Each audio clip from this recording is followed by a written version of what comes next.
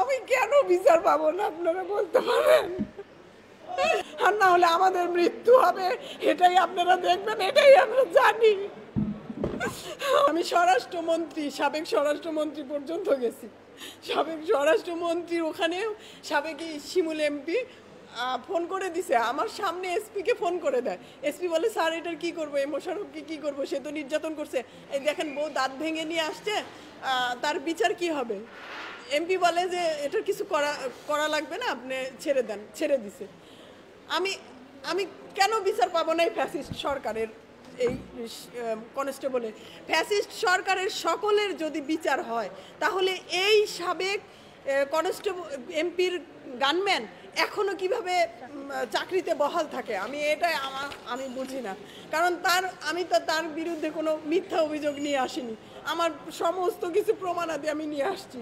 আমার এমন কোনো প্রমাণ নাই যে তার কল রেকর্ড আছে, তার মেয়ের সঙ্গে কথোপকথনের কল রেকর্ড আছে, তাকে বাসায় ধরছি সেই রিপোর্টগুলো আছে। একটা কনস্টেবল কত টাকার মালিক? ফ্যাসিস্ট সরকার এমপি থাকাকালীন তার ব্যাংকের চেকও আমি কিছুটা জোগাড় করতে পারছি। এই যে আপনারা দেখেন, এখানে 2 লক্ষ টাকার চেক আছে, এখানে 5 লক্ষ টাকার আছে। একটা কনস্টেবলের বেতন কত? এখানে 41,000 টাকা। আর একটা আছে 9 লক্ষ টাকার, একটা আছে 10 লক্ষ টাকার।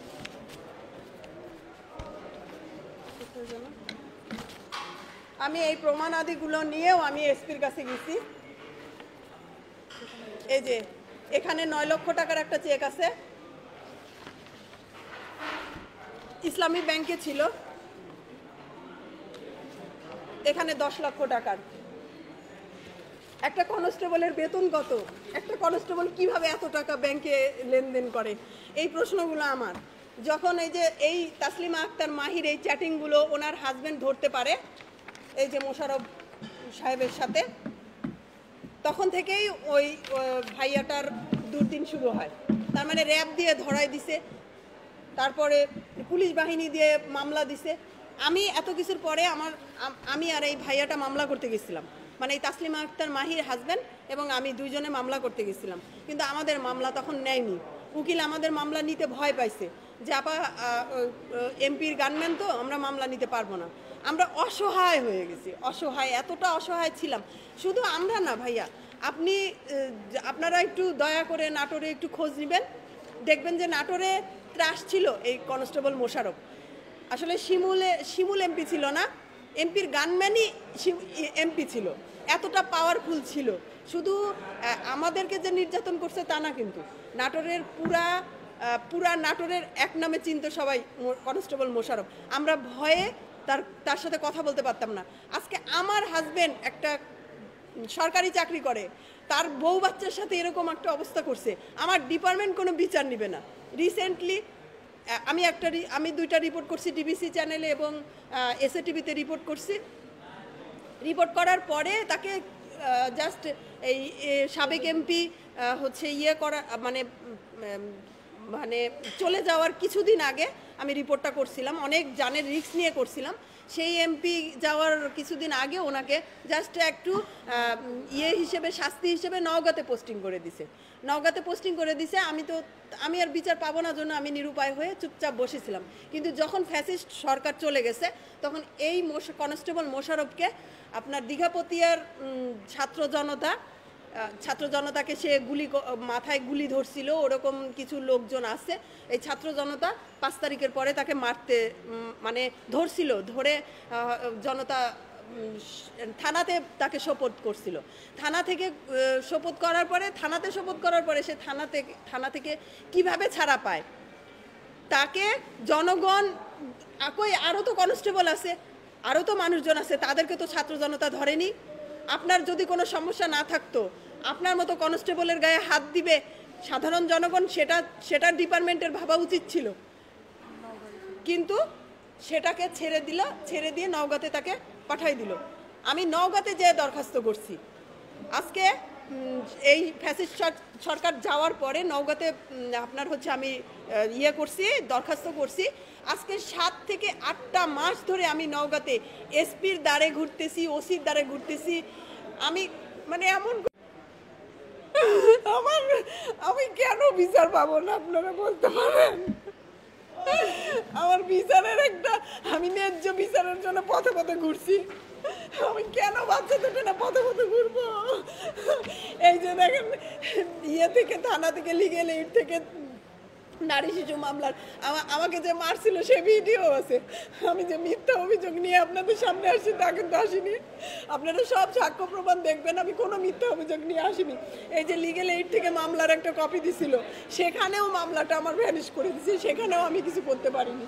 আমি শুধু না, আমার অভিযোগগুলো দেখেন তো কত, পুলিশ সুপারের কাছ থেকে দেখেন তো কত অভিযোগ আপনারা দেখেন। আমি এ পর্যন্ত একটা দুটো অভিযোগ করিনি ভাইয়ারা, দেখেন আমার কত অভিযোগ জমা হয়েছে, দেখেন আমার কত অভিযোগ, একটা অভিযোগও কার্যকর হয়নি। আমি প্রচুর পরিমাণে নির্যাতিত।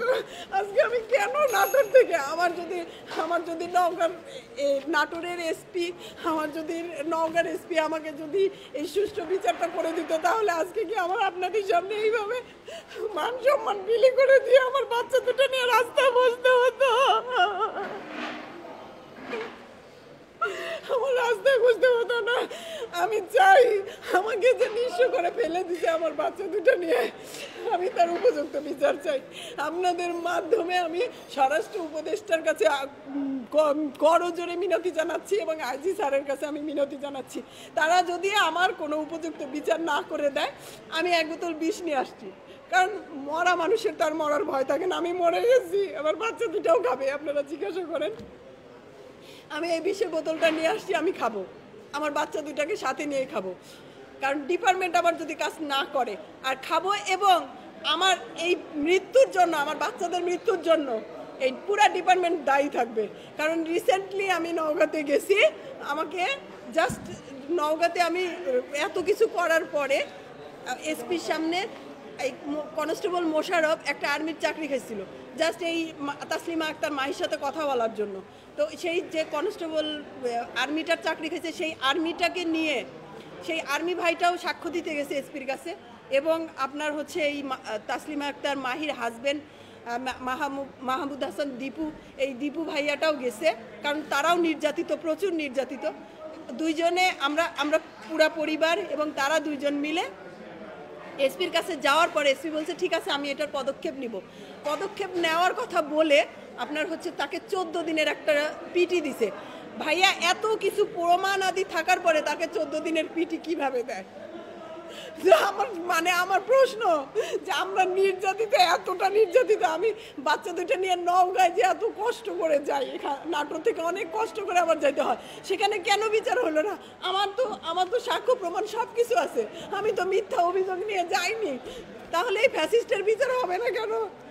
আমি এই ফ্যাসিস্টের বিচারের জন্য আজকে প্রেস ক্লাবে আসছি। আপনাদের কাছে আমার করজোরে মিনতি, আপনাদের হাতে পায়ে ধরি, আমি স্বরাষ্ট্র উপদেষ্টা পর্যন্ত আমাকে পৌঁছায় দেন।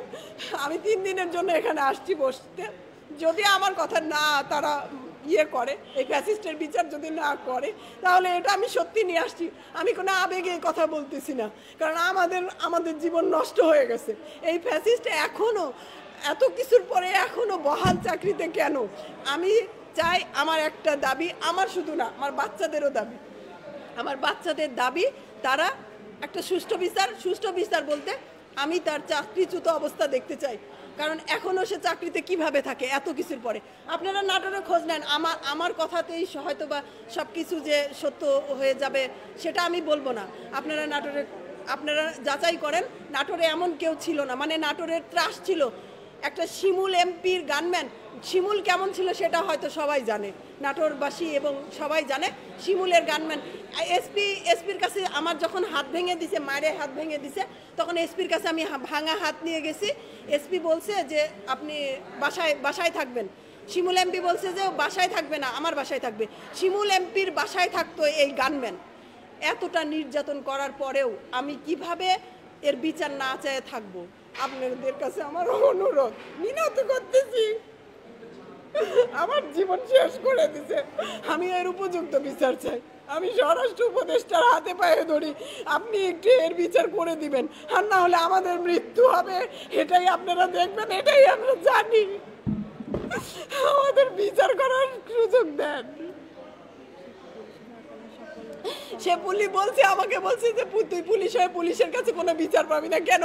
সে পুলিশ হইতে পারে, কিন্তু সে তো অপরাধী। আমি তো কোনো মিথ্যা কিছু নিয়ে আসিনি।